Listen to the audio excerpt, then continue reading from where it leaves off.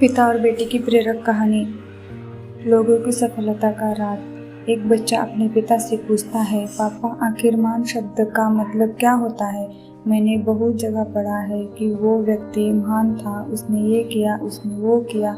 आप मुझे समझाओ कि महान लोग कौन होते हैं और वे महान कैसे बनते हैं? पिता ने कहा, ठीक है। पिता ने बेटे को महान शब्द का अर्थ समझाने की एक तरकीब सोची। उन्होंने बेटे से कहा, चलो 2 पौधे लेकर आते हैं, एक को घर के अंदर लगा देते हैं और दूसरे को घर के बाहर।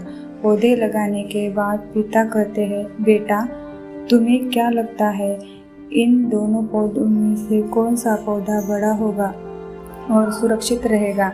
बेटे ने कहा, पिताजी ये भी कोई पूछने वाली बात है? जो पौधा हमारे घर के अंदर है वो सुरक्षित है, वो बड़ा होगा, जबकि बाहर वाला पौधा बिल्कुल सुरक्षित नहीं है। उसे बहुत सारे मौसम झेलने होंगे, उसे कोई जानवर भी खा सकता है। पिताजी शांत रहे और उन्होंने कहा, बेटा इसका जवाब मैं वक्त आने पर दूंगा।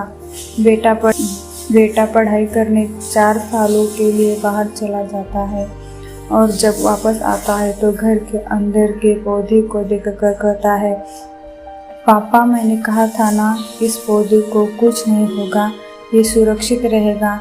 पिता मुस्कुराए और उन्होंने कहा, बेटा जरा बाहर जाकर उस दूसरे पौधे को देख कर आओ। बेटा जब बाहर जाकर देखता है तो एक बहुत बड़ा पेड़ वहाँ पर होता है। बेटे को ये यकीन नहीं हो रहा होता कि आखिर वो इतना बड़ा कैसे हो गया, जबकि घर के अंदर का पौधा तो उससे 100 गुना छोटा है। पिता बेटे को समझाते हैं, बेटा ये पौधा इतना बड़ा पेड़ इसलिए बन पाया क्योंकि उसने हर मौसम का सामना किया, हजारों मुश्किलों से लड़ा है, लेकिन अंदर का पौधा सुरक्षित होने की वजह से न ही उससे कोई मौसम का सामना किया, न ही उसे ठीक तरह से धूप मिली और इस कारण वो बड़ा नहीं बन पाया। जीवन की सीख। दोस्तों, आप कोई काम में फेल हो जाते हैं तो दुखी हो जाते हो। आप ये नहीं सोचते कि आखिर उस काम में चूक कहाँ हुई। बीच में ही हार मान लोगे तो